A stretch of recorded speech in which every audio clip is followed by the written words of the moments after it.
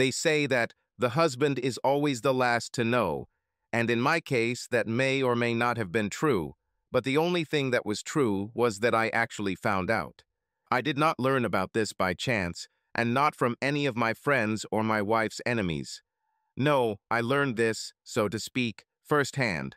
It was at breakfast after a stormy night, and I was finishing my second cup of coffee when my wife Iris said, "Yesterday my boss invited me to lunch. We ended up in a hotel room and spent most of the day there. I loved it, and we will probably do it again." This made me silent for a few seconds, and then I asked, "Why were you close to me last night? Do you like it when you give me a few sloppy seconds? I didn't give you a single second that I wasn't careful. I cleaned myself up pretty well when we finished. And yet, you came to me just a few hours after you were with him. To me, that means seconds, careless or not. I guess I just felt a little guilty. Oh, damn. I don't know what I was thinking. I just felt the need to make love to you. I guess I wanted to see if anything had changed, but nothing had changed. I still enjoy making love to you." To make love? You just told me you cheated with your boss, and you're going to do it again. Where is the love in this? It was a figure of speech, Frank. Anyway, I'm saying this to give you time to decide what you want to do in case you don't want me around you anymore. Why would I want you around if you can tell me so easily? I need to think about what I want to do, and you need to move into one of the other bedrooms. That's not necessary, Frank. I just told you that I enjoy making love to you. Maybe so, but I have no idea what other women your boss is sleeping with, and I want to make damn sure you don't give me anything that he could give you. I just hope it's not too late. You could have given me a gift from him last night."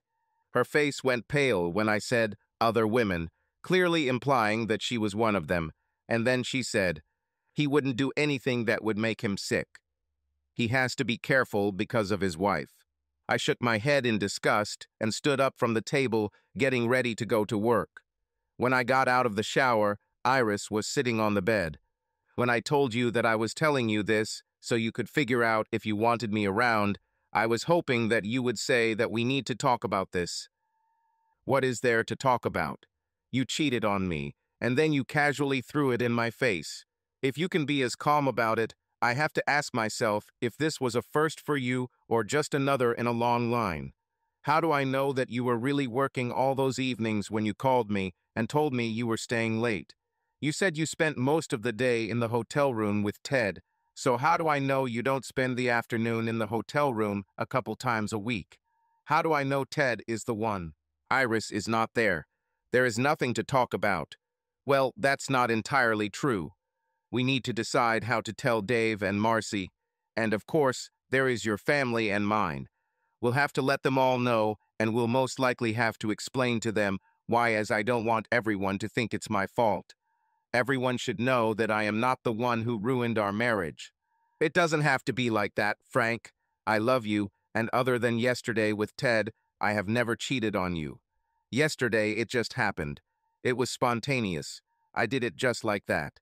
I wanted to become something other than just the mother and housewife I had been for the last 24 years. I just wanted to do something wild and vicious at least once in my life. I did it, and I liked it. It had nothing to do with any feelings for Ted. He just happened to be in the right place at the right time.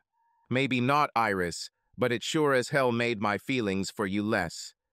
And I don't forget the part where you said you'd probably do it again. I have no idea what I'm going to do until I talk to a lawyer, but you can consider our marriage over. No matter how much I talk, I will never be able to trust you again. After tying a Windsor knot in my tie, I left the room and went to work.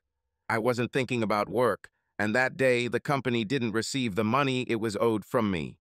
I scoured the yellow pages for a lawyer near my office, found him, and called him. He was able to meet with me only the next day after lunch, and I made an appointment. As I made a note in my diary, I noticed the date. It was a week before our 24th anniversary. Well, I thought, this year I won't have to spend money on a card and a gift. After work, I headed home because, frankly, I had nowhere else to go. Going to a bar to drown my sorrows in alcohol didn't appeal to me, and I wasn't looking for a friend to cry on. Iris usually got home before me and had dinner ready when I arrived, and that evening was no different. She had already set the table and even opened a bottle of wine. I didn't know what she was hoping for, but whatever it was, she wasn't likely to get it. I guess, given how I was feeling, I should have just gone into the office and ignored Iris and the dinner she had prepared. But I needed to eat, and it was ready. I poured myself a glass of wine and sat down at the table. Dinner was meatloaf, gravy, mashed potatoes, and salad. I ate in silence. I could see that Iris was trying to work up the courage to say something, and I hoped that she would not speak before I had finished eating. I would rather get up and leave the room on a full stomach when she starts talking. This was not destined to happen. I was just putting my forkful of salad into my mouth when Iris said, "What if I told you that this will never happen again? Will this change anything?" I wasn't the type to talk with my mouth full, so I didn't say anything, continuing to chew the salad. She fidgeted and then said, "It was a mistake, Frank. A huge mistake that I deeply regret. In 24 years of marriage, Frank, one bad thing has happened. Can't you bring yourself to forgive me for one bad thing in our entire marriage? Is it really possible that what we shared for 24 years should be lost, thrown into the trash, just because I made one stupid mistake?" By then, I had already finished chewing the salad and swallowed it. So I said, "It wasn't just one mistake, Iris. The first was when you let another man be with you, and I don't even know if Ted was the first. And I don't know that yesterday you were with him for the first time. The second mistake was that you told me about it. If you had kept your mouth shut, we wouldn't be sitting here under such tense circumstances. Your third mistake, and it was a big one, was telling me that you liked it and maybe you would do it more often. So the answer to your question is yes, what we have experienced in the last 24 years should be destroyed because of what you did. You have completely lost my trust, Iris, and a marriage cannot exist without trust. At least not the marriage I'm in." She got up from the table and, crying, left the room. I took a sip of wine and finished my dinner. After finishing, I cleaned up the kitchen and then went to my room to play on the computer for a while. When I went upstairs to go to bed, I saw that Iris had moved her things into Marcy's old room. She probably chose Marcy's room because Marcy had no intention of using it anytime soon. Marcy got married, moved to California, and lived in her own room only when she came to stay. Dave still lived in his room when he came home on vacation, so he could come back at any time. In the morning, I did not see Iris and stopped for breakfast at the Village Inn. When I got to work, I waited until 9 o'clock, when the workday at Wallish and Tilden began, and then I called them. When the secretary answered, I asked to speak to Ted Harbauer, and when he answered the phone and said hello, I said, "This is Rob Myers, Ted. Iris told me about your afternoon romp at the hotel, and I decided to call and let you know that I'm kicking her out, and she's all yours. Besides, since we're talking about this, you should know that I'm pissed and will be looking for you. Make sure you have your health insurance covered because you will need it." I hung up without giving him a chance to say a word. I would have gone looking for him right away, but I was in no hurry. Let's let him spend his time looking over his shoulder and wondering if I'm hiding in the shadows he sees, just waiting to pounce on him. At 3 o'clock in the afternoon, I received bad news. In our state, there was no one to blame for anything, so everything was divided equally. Iris and I made about the same amount of money, so there probably won't be any child support. The children grew up and lived independently, so child support payments were not included in the bill. We may have had some problems with our pension funds, and we each had one at work, but the lawyer decided they offset each other. All in all, this would be a pretty straightforward divorce if divorces were concerned at all.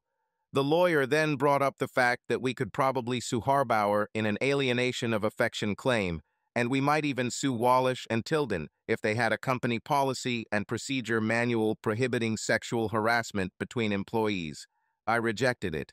It seemed wrong to me to hold Wallish and Tilden responsible for what Ted and Iris did. Besides, if we did that, they would probably both lose their jobs, and we wouldn't be able to get anything out of Harbauer, and I would have to pay child support to Iris. I told him to get the divorce papers ready and to file a lawsuit against Tharbauer, and then handed them both. It was already past 5 when I left the lawyer's office, and I decided there was no point in going back to work. On the way home, I thought about the division of property. We had quite a bit of equity in the house, and it was actually still 3 years away from being owned. Did I want to buy out Iris's share and keep the house? I thought not. What would a single man do with a large 4-bedroom house? Not only that, but every item in the house will be a constant reminder of what life was like in this house before Iris cheated on me. So, I had 2 options. Iris bought out my share or put the house up for sale. When I got home, Iris had already prepared dinner and I sat down and ate. I could see that she wanted to say something, but could not bring herself to say it out loud. I finished eating and was getting up from the table when Iris said, "Ted told me that you called him today and threatened him." Not true. I didn't threaten him. I made him a promise. You'll only get yourself in trouble, Rob. You could end up in jail. Why should you care? I wouldn't interfere, and you could spend more time at the hotel with your favorite guy. Provided, of course, that I leave him something to play with. Please don't do this, Rob. Please, for me. I laughed and said, "For you? I'll tell you what I did for you. Today I met with a lawyer and asked him to start filing the divorce papers. You can tell your lover that he won't be able to hide behind your skirts. I wasn't thinking about him. I don't want you to go to jail because of my stupidity. I wouldn't mind. I could sit in prison and smile, thinking about how you feel, knowing that you are responsible for me being there. Imagine how excited I would be to tell Dave and Marcy that you put their father in jail. Don't even dare say that, Rob." "Why not?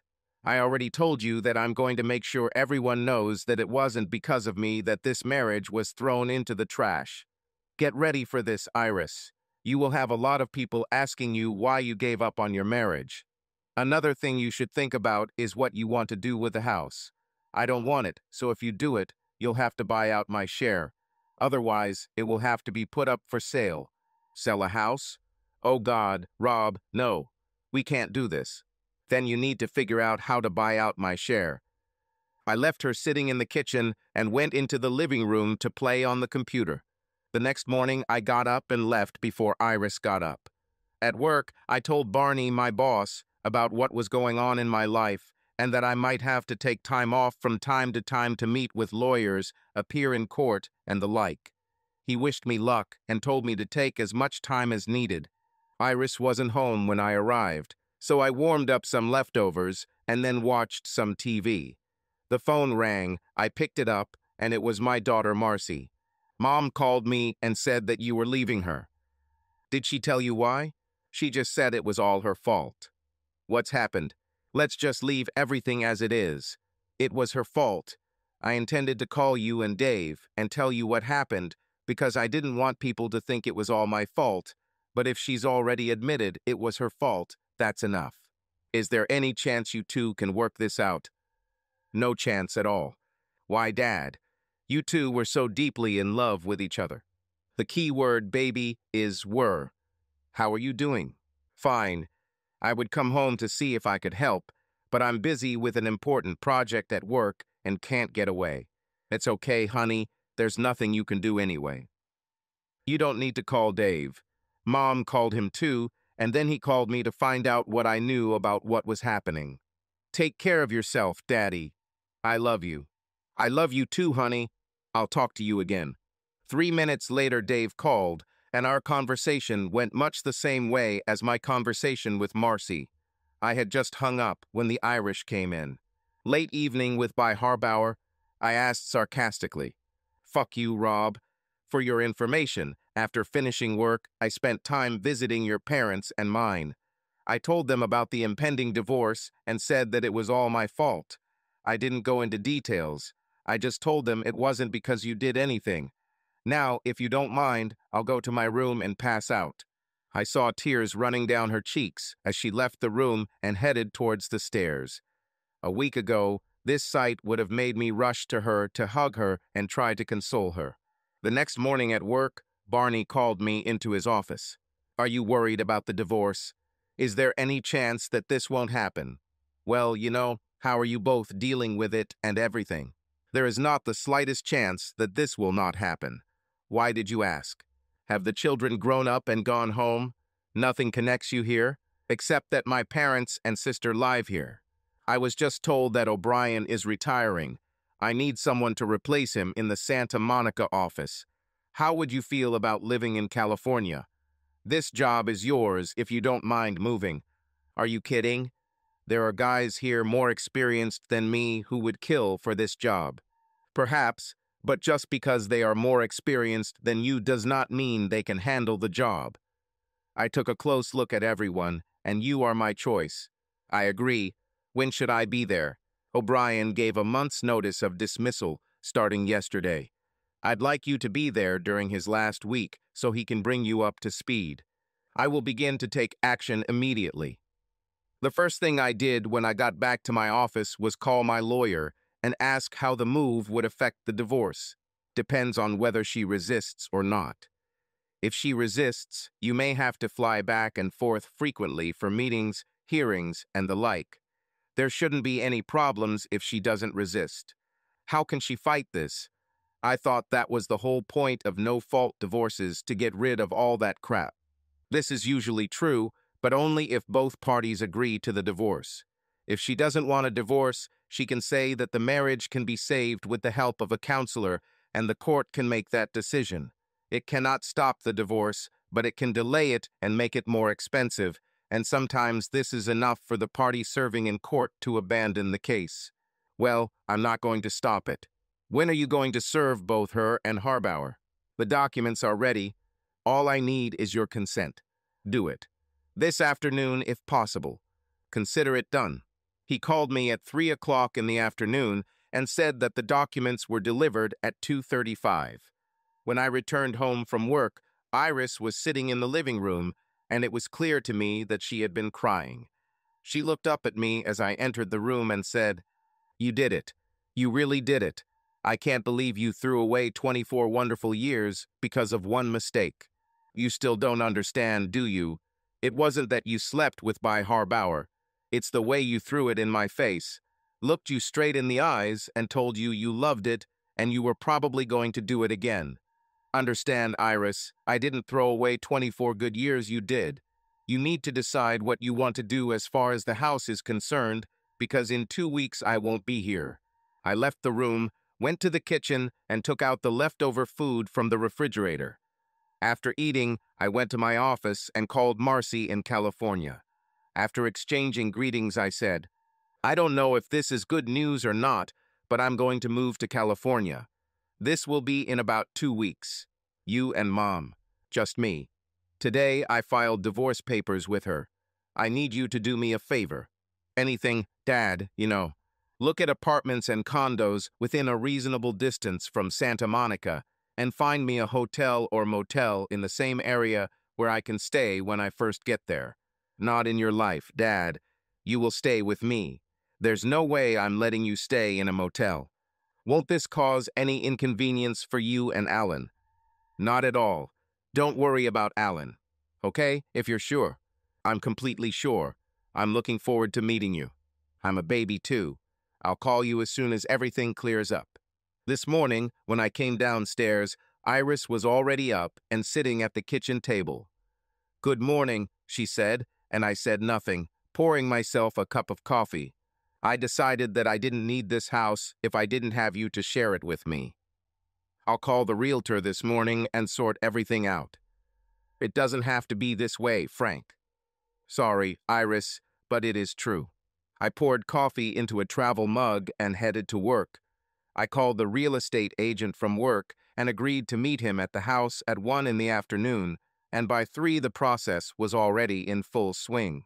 On the way home, I stopped at a U-Haul store and bought a few boxes to start packing my things. When I got home, Iris wasn't there, but there was a note on the kitchen table saying she would be staying with her sisters for the next couple of days. I spent the evening packing and moving boxes into the garage. Before going to bed, all that remains is to pack the things from the office, and the clothes that I will need in the next 2 weeks. The next day, my lawyer called me and said that he had heard from Harbauer. He says we are very stupid because we have no evidence. All we have is what your wife told you, and he said he would deny it. I hate to admit it, but he's right. Don't stop the lawsuit. I'll see if we can find anything that might be useful. How can you do this? I don't know. Let me think about this. I spent the next 2 days doing what I needed to do to prepare for the move. Iris was still visiting her sister, so when I got home from work, I called her sister and asked to talk to Iris. When she answered the phone, I told her we needed to talk and asked her to come home so we could sit at the kitchen table and do it. She said she would come in, but wouldn't stay. She arrived at 7 and I made coffee. We sat down at the table and I told her about my move to the coast. I gave her the real estate agent's card and told her that she would have to handle the sale and I would come back to the closing when the house sold. I told her that I would stay with Marcy until I found a place to live and that she could contact me there. Then I asked her the $64,000 question. Why, Iris? Why did you cheat on me and with Ted Harbauer? I told you, Rob. It just happened. It was spontaneous. I don't understand, Iris. How could this happen so suddenly? I don't want to talk about it, Rob. It was a stupid thing to do, and it cost me you. You may not want to talk about this, Iris, but I really need to know. Was I such a bad husband that you could do this to me? Was my behavior in bed so bad that you had to turn to someone else for help? Nothing like that, Rob. I can't explain how I felt when this happened. Ted was supposed to just invite me to lunch. When he hit behind me, which was a complete surprise since he had never shown that he thought about me sexually, he asked me if I had ever cheated on you, and I said no. I asked him why he asked this question. He told me that he had always had a thing for me, and since we were having dinner in the hotel restaurant and had rooms upstairs, he decided to give it a try. If I had cheated on you before, I might have done it again. I think I surprised him when I asked him to pay the bill and get us a room. I know it doesn't make sense to you, but like I said, I wanted to be something other than just a wife and mother, at least once in my life. I just wanted to do something exciting and wicked, and Ted reaching out to me gave me a chance. But why exactly with By Harbauer? It just so happened that I was in the right place at the right time, and it was he who proposed. Why did you tell me you liked it and you're going to do it again? Was Harbauer such a good lover? No, it was no better with Ted. I said I'd probably do it again because I wanted more excitement.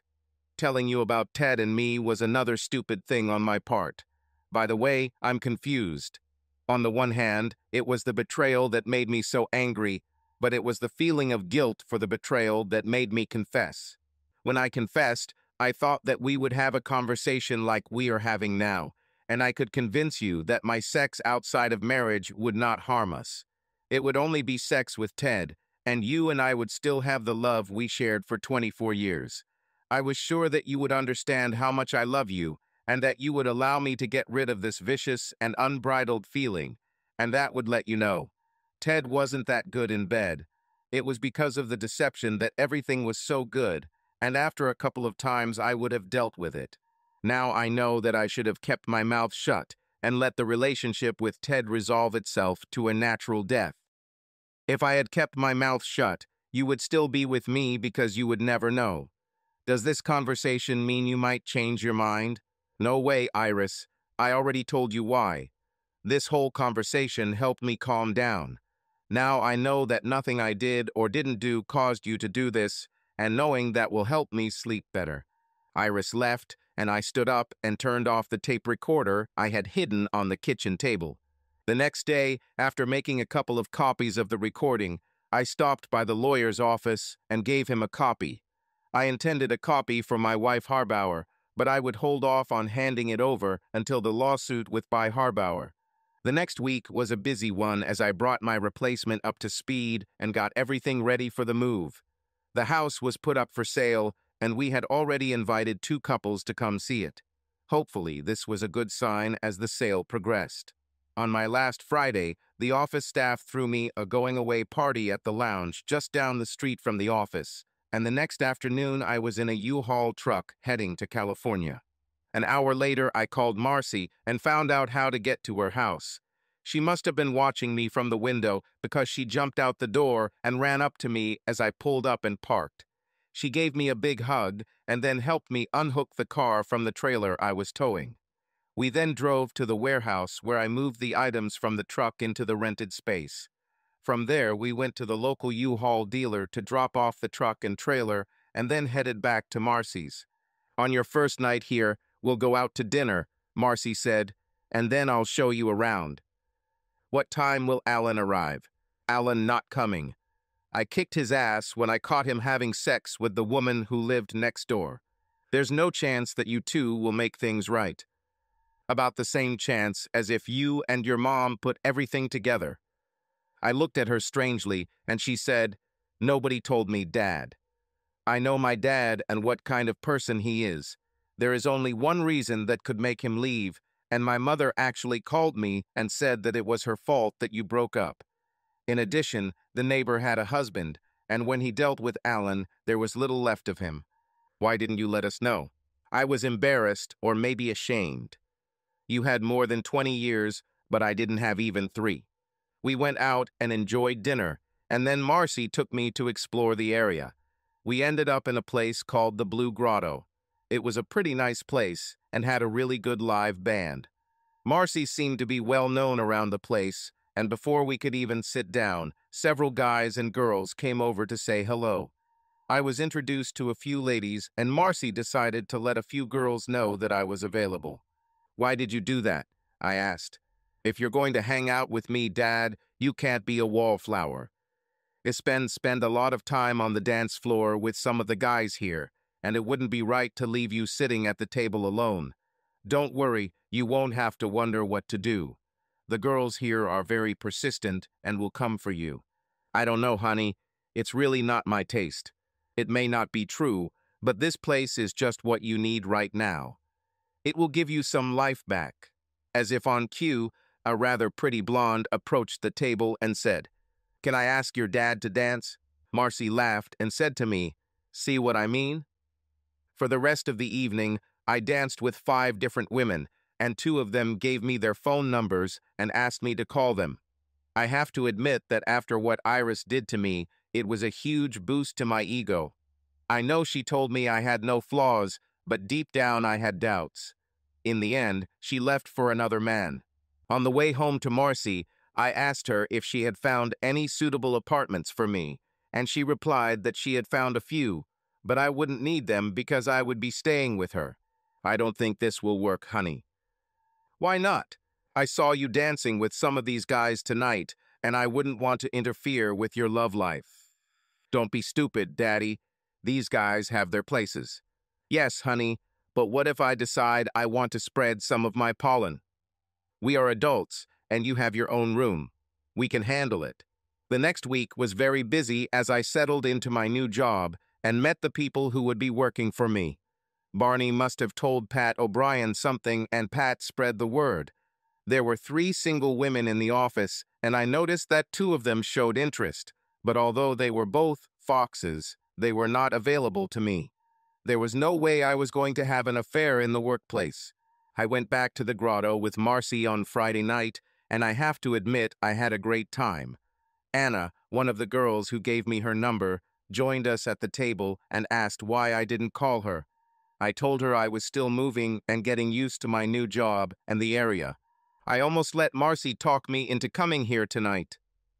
Well, you are here, and we will pretend that you called me and we agreed to meet here.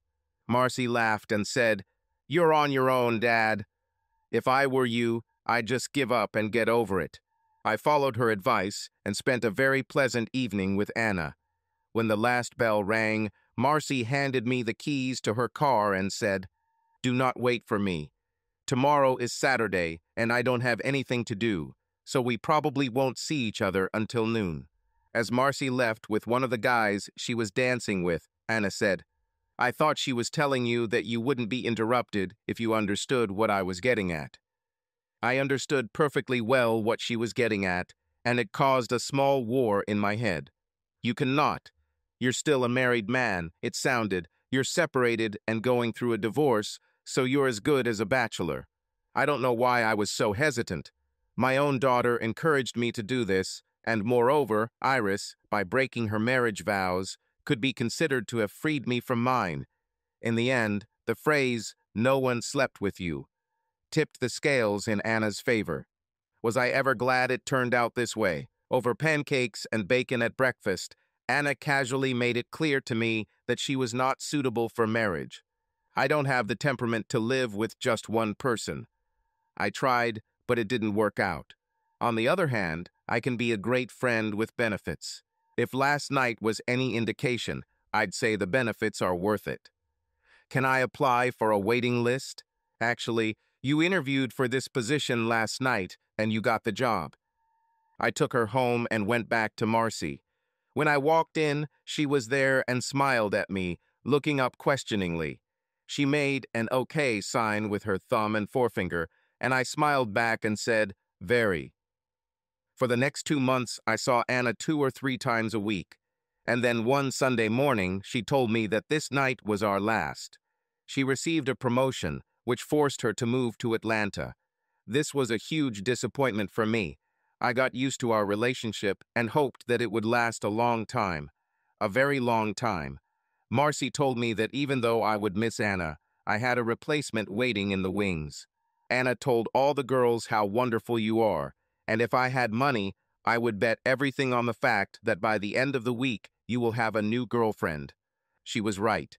The following Friday, we had hardly sat down at a table in the grotto when women began to come up to me and invite me to dance.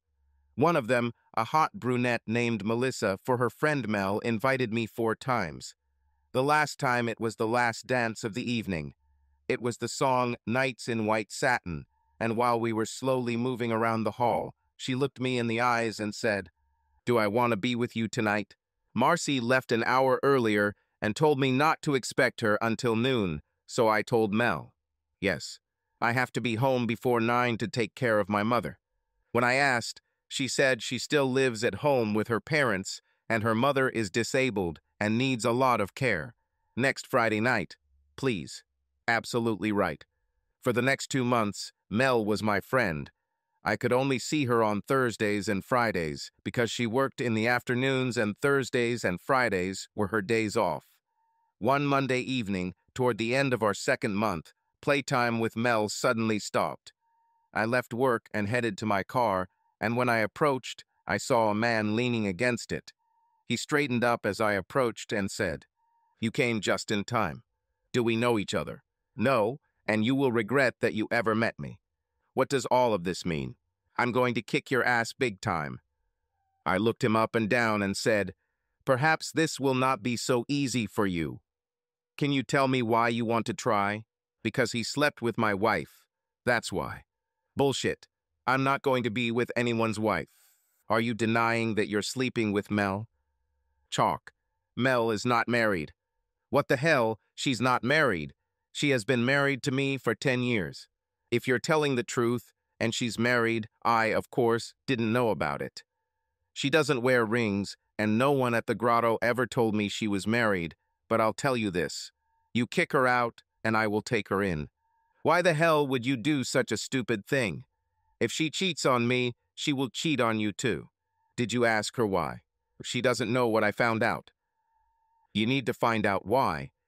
All I know is that if I take her, I sure as hell won't give her a reason to cheat. But I will say this. Now that I know she's married, I'll stay away from her until you both work things out. But I have a question for you. How can she leave home every Friday and Saturday and disappear all night without you knowing about it? I drive a truck and am away from home from Thursday to Sunday." He glared at me as I prepared for his attack, but to my surprise, he turned and walked away. I spent the next week thinking about who would replace Mel. On Friday, I went to the grotto, and about half an hour after I got there, Mel came in, saw me, and came up to me. She sat down and said, "I understand you were dating Royce. If Royce is your husband, then yes, we met. Will this stop us from having fun?" "It depends on what happens." "How?" I told him I would stay away from you until he got rid of you. Has he kicked you out yet? No, and he won't kick me out because he loves me. Then we won't be able to be together. Why not? Because you are married, and if I had known this in advance, I would never have started dating you. I would never knowingly do to another man the way my wife and her lover did to me. I don't think so. I'm just doing to you what Royce refuses to do to me. I love this man, but I need more.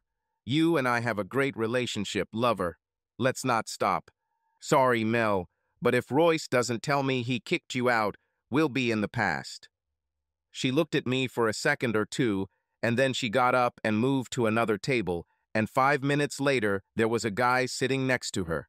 I danced with several other ladies who were there, but made no attempt to speak to them.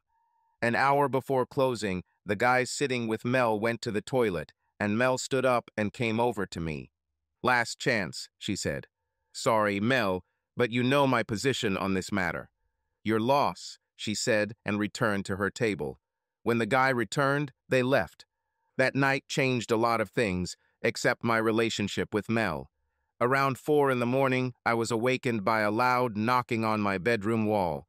It was the wall between Marcy's bedroom and the one I slept in. It took me half an hour to fall back asleep, and when I woke up in the morning, my plan for the day was to find an apartment. Marcy was preparing breakfast when I walked into the kitchen. As I poured myself a cup of coffee, she smiled at me and asked if I slept well. I decided that she didn't need to know that she woke me up, so I just told her that I slept like a rock. It was Saturday, and I spent almost all this time looking for an apartment. I found one that I liked and completed the paperwork. When I returned to Marcy, she said, Mom called. You need to call her. For what? She has a contract on the house. And what? I will send her the power of attorney by mail. Call her daddy. Talking to her won't kill you. I hadn't spoken to Iris since I moved to the coast, and I wasn't sure I wanted to hear the sound of her voice. Not having contact with her helped me forget about what she had done. I loved that stupid bitch. Damn it, I still loved her and thought about her all the time. I even thought about her when I made love to Anna and Mel. No, I really didn't want to hear the sound of her voice. But Marcy had a task, and she brought me the phone and said, Call me. I should have said no, and then gotten up and left the room, but I didn't.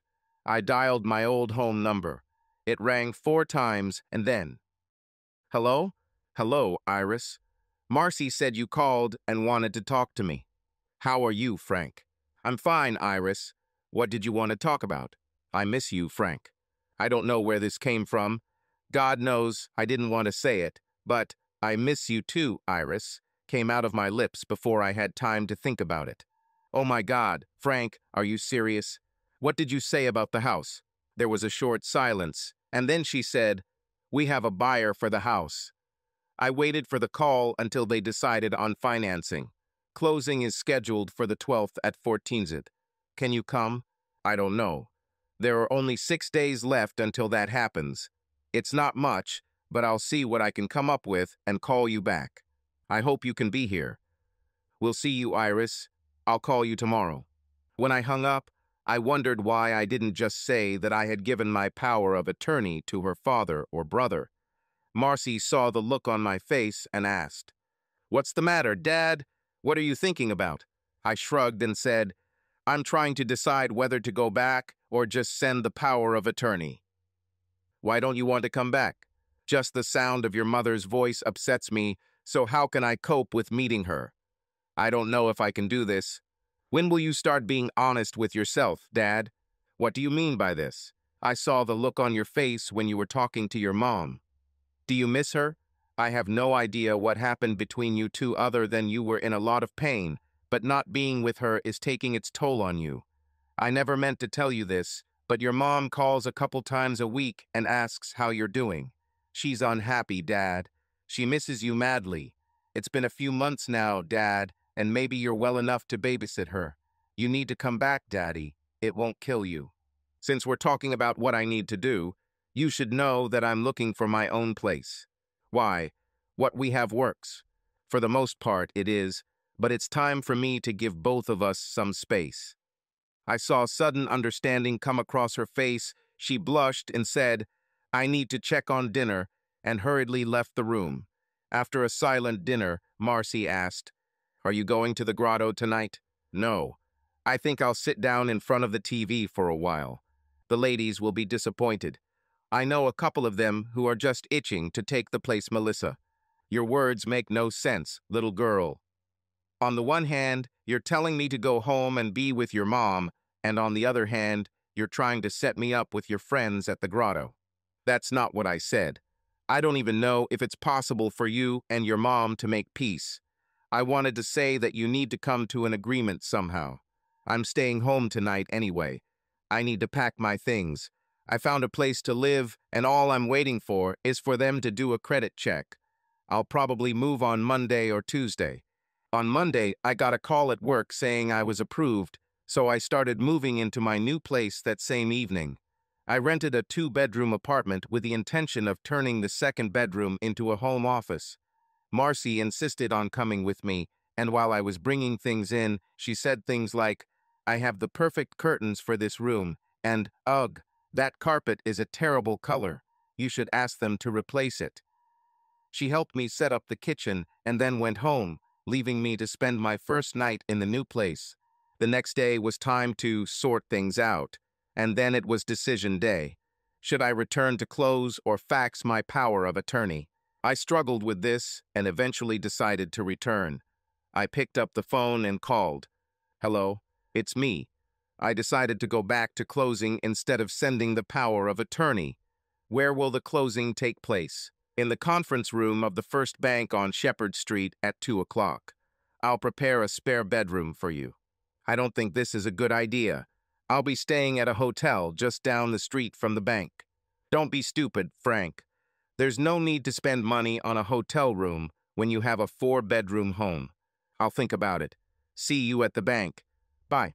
I've been thinking a lot since my last conversation with Melissa, and even more during the return flight. Iris did what she did for the same reason Mel walked away from Royce. I couldn't remember ever being with Iris the way it was with Anna and Melissa. Iris said the reason she did what she did was not because I was bad in bed, but because she wanted to do something naughty and wild for once in her life. Was it a lie because she didn't want to hurt my feelings? Was there a real reason why she turned to Harbauer? I doubted that I would ever really know the truth about this. When I entered, Iris was already in the conference room. She smiled when I entered the room, stood up and walked towards me. I quickly walked behind the table that separated us, and my smile faded a little. I noticed that she looked great, and it was obvious that she had dressed especially for me. She was wearing my favorite dress and her sexiest heels, and her hair was just the way I liked it. Before Iris could say anything, other people entered the room, and we began to fill out paperwork. When it was all over, I had a check in my pocket for $87,362. There were also 36 cents there, but who counted them? As we left the room, Iris asked, "Will you stay? You don't have to leave before 15. I think no. I have a few more things to do, and then I'll try to catch a late flight back to the coast." I saw disappointment appear on her face, and she asked, "Will you ever forgive me, Frank?" "I don't know, Iris. You hurt me. Very severe pain. Maybe it will go away with time, but I don't know. I have to go. Goodbye, Iris." She stood and watched me leave. It was hard for me to leave, and I admit it. I wanted to take her into my arms. The voice in my head said, "Calm down, Frank. She slept with a guy and then admitted it was a mistake. You're still married to her, but you slept with Harana and Mel. One justifies the other. You want her, and you know you want her." It was hard to ignore that voice, but I forced myself to do it. At 5, I parked at the end of the block when Harbauer left the building and got into his car. While I waited, I thought about what my lawyer had told me about the lawsuit against Harbauer. Harbauer refused to go to settlement and said that if we insisted and he lost in court, he would simply declare himself bankrupt and deprive us of all payments. As Harbauer pulled away from the curb, I lined up and followed him. He pulled into the bar's parking lot, and I pulled in right behind him. I found a parking spot between his parking lot and the entrance to the hall, got out of the car and waited. He headed towards the car, and I blocked his path, smiled, and said, "Hello, Ted. Long time no see." I hit him and then got back into my car and drove away. I drove from the bar to 1384 Meadowbrook Lane and rang the doorbell. When Janet opened the door, I simply handed her a copy of my conversation with Iris and said, "I don't want to ruin your day, Janet, but you need to hear what's on this tape." "I'm sorry, Janet. You don't deserve this." And then I turned and walked away. 2 hours later, I was on my way home. The next morning, I called my lawyer and asked him to withdraw the lawsuit against Harbauer. After hearing what he told you, I decided to give his wife a copy of the tape and let her play a joke on him.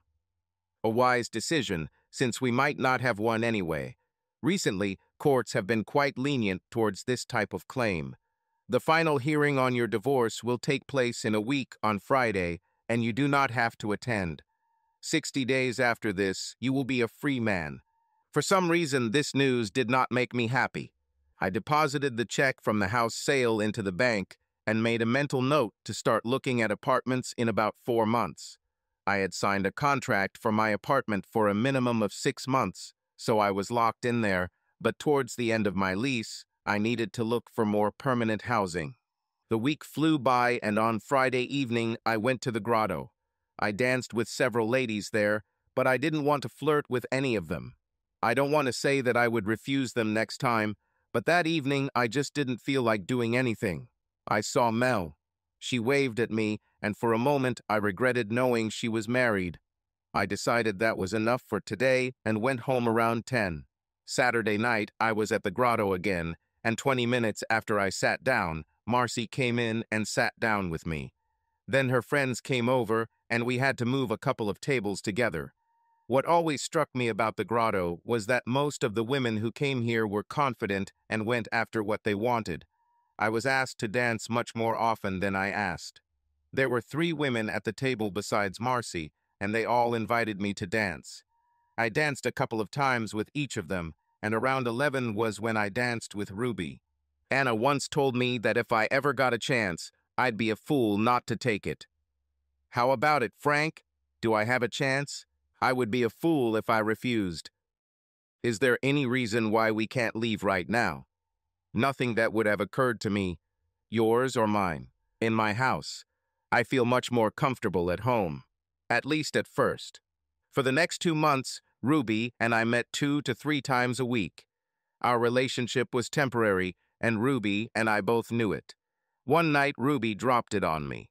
"Today was our last night, lover. I became too attached to you, and that was the end of it." I was disappointed because I was quite comfortable with Ruby. While I was with Ruby, the relationship between Melissa and Royce got heated. Royce lashed out at Mel's current boyfriend. Royce was jailed, and Mel not only refused to post bail, but also filed divorce papers while he was in jail. 2 weeks after Ruby let me go, Mel called me. "You said you wouldn't see me until Royce and I broke up. Can you see me on Friday? Are you sure?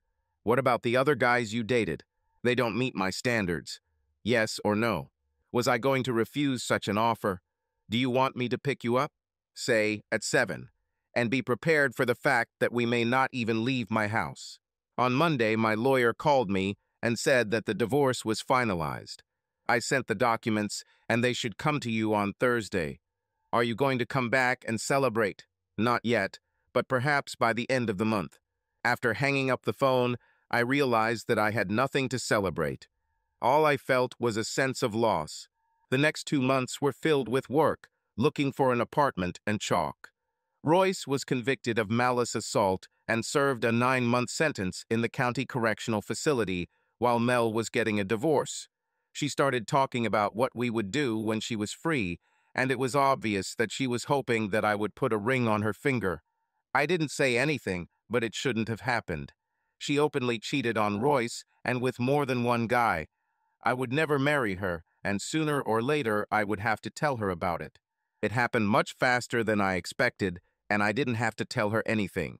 It was more of a show her, thing than anything else. It was Saturday night, and Mel and I were at the grotto.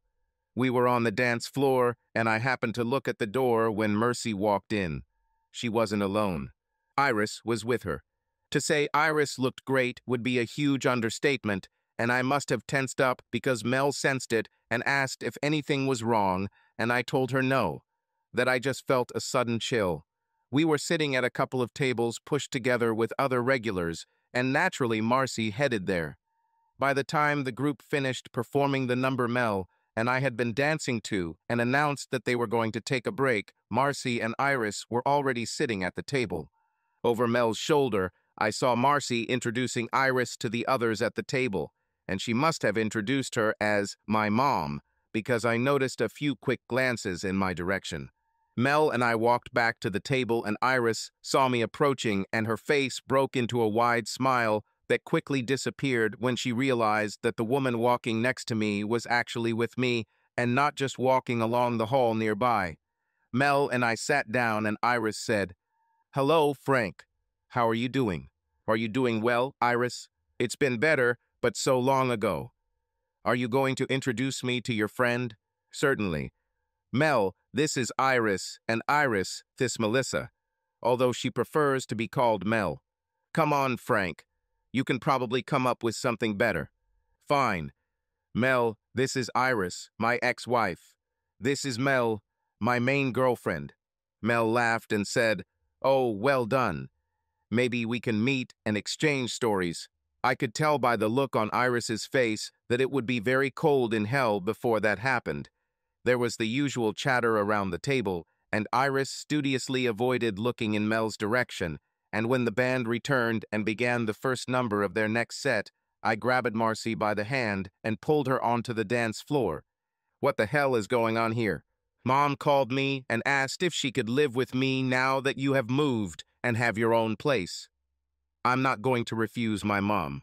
Don't you think maybe I should have been warned before bringing her here?" "Perhaps, but she wanted to surprise you." She succeeded. "Damn it, Marcy, how could you do this to me?" "It wasn't difficult, Dad. I happen to love both of my parents, and it's easy for me to see that they still love each other and don't bother denying it. I saw your face light up for a few seconds when you first saw her come in, and God knows I've heard enough of her over the past few months to know that being away from you is killing her. If there is anything I can do to get you two back together, I will do it. Bringing her here tonight is just the first step. You're interfering in our affairs, Marcy. I know, but like I said, I love you both, and I want to see you both together again.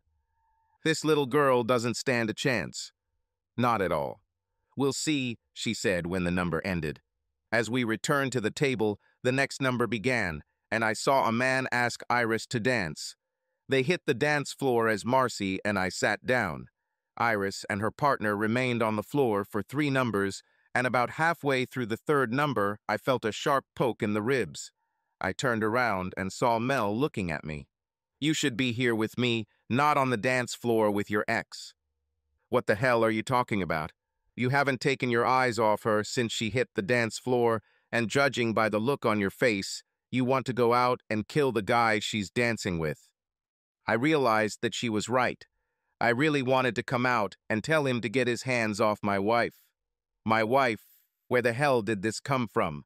She was no longer my wife. "Call me when you decide what you really want," Mel said, standing up.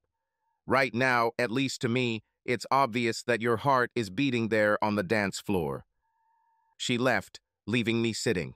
On the dance floor, I saw the hands of a man dancing with Iris cross the line, and I felt a sudden rush of rage that I didn't know I was capable of. I grabbed him by the shoulders, pulled him away from Iris, and said, "Get your dirty fucking paws off my wife." He gathered his courage to rush at me, but looking at my face, he changed his mind, turned, and walked away. I looked at Iris and saw a puzzled expression on her face. "Are you forgetting anything, Frank? I seem to remember the legal point that I am no longer your wife." He moved borders. "Maybe I wanted this." "You want it, I will," and I grabbed her. She said, "Stop, Frank. Stop it now." "Damn it, Frank, let me go." My handbag, My purse is on the table. Damn it, Frank, stop it now. I ignored her and dragged her outside. What are you doing, Frank? Damn it, I don't want this. Damn it, Iris, I want it. If you want this, take me to your place and do it properly. Do it secretly, but not here and not like this. Get in the car, Iris. I need to take my purse and other shoes. Marcy will take care of it. Get in the damn car. Yes, Frank. When I woke up in the morning, Iris was awake, sitting in bed and watching me. Seeing that I was awake, she asked, "Why, Frank? Why what? What happened last night? You couldn't wait to get rid of me, but last night you were jealous. It was written all over your face, Frank. I could read it, just like anyone else who paid attention to me. This look literally screamed, 'This is my woman.' Am I being honest? I'm your woman. I don't know what happened last night, Iris. It just happened, and I don't know why. Well, I'm glad it happened, Frank. It's just a pity that this didn't happen earlier." She got out of bed and said, "If you tell me where everything is, I'll cook us something for breakfast." "There's nothing here. I haven't gone grocery shopping yet this week. We'll go to the Village Inn, but you better call Marcy first. She might be worried." "I don't think so. I think last night was exactly what she was hoping for when she took me to this place.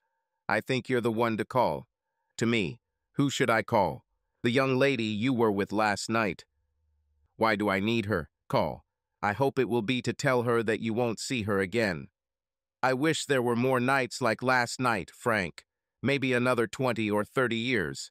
I lay there looking at her and suddenly realized that I wanted this too. Subscribe to our channel so that your second chaff doesn't cheat on you, and go ahead and listen to the next story, because this story is nothing compared to the next one. If you're under 18, don't even think about listening to the next one.